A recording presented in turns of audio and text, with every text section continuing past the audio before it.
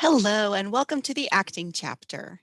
The first thing I want to start out talking about this time is that this chapter really does not look like the other chapters.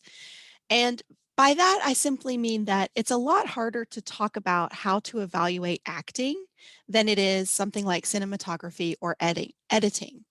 Acting is just much more ethereal, and your book even points out it's a little bit mysterious. Like, even actors aren't exactly sure how they do what they do. It doesn't mean actors don't have training, and it doesn't mean we can't look to see if the performances are working or not. But it does mean that this time we don't have the same set of vocabulary to take that and just apply it right to the films that we're watching. So, in that way, the chapter is a little bit different. So, then I guess maybe you're wondering, what the heck are we going to be learning in this chapter? Does that mean we shouldn't talk about acting at all?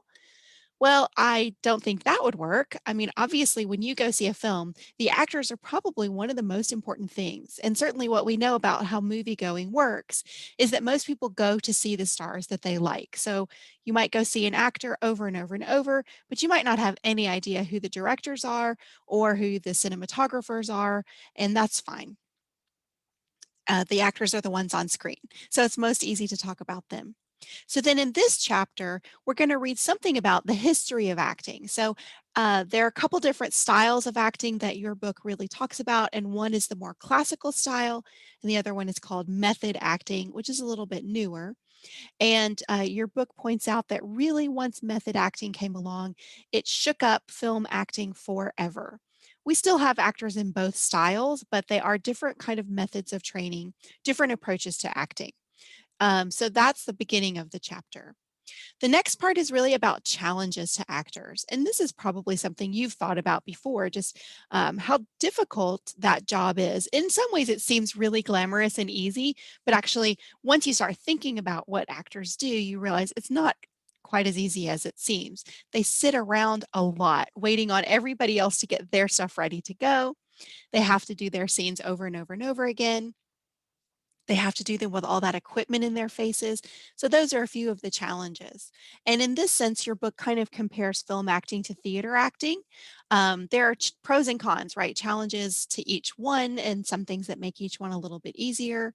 Of course, a benefit for film actors is they do get to do the scene over and over and over, which means if it doesn't go well, they can just fix it. Theater actors don't have that benefit. So that's a little bit about that middle section, challenges.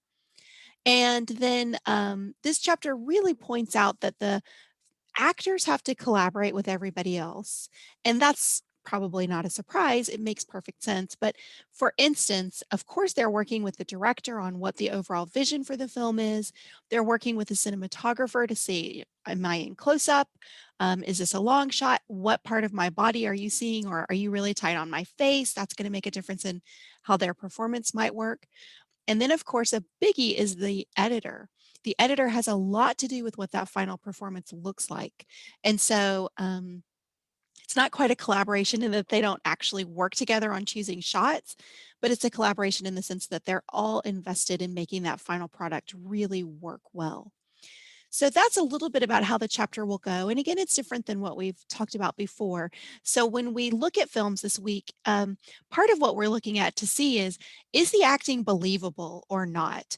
I'm not going to be asking you, do you think this is a classical school actor or a method actor? It's impossible to know.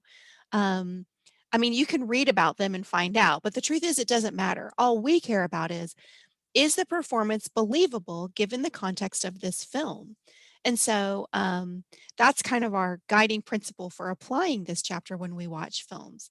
But it's still helpful to know a little bit about what the work of the actor looks like and how that has changed over time. So that's your introduction to the acting chapter. I hope you enjoy.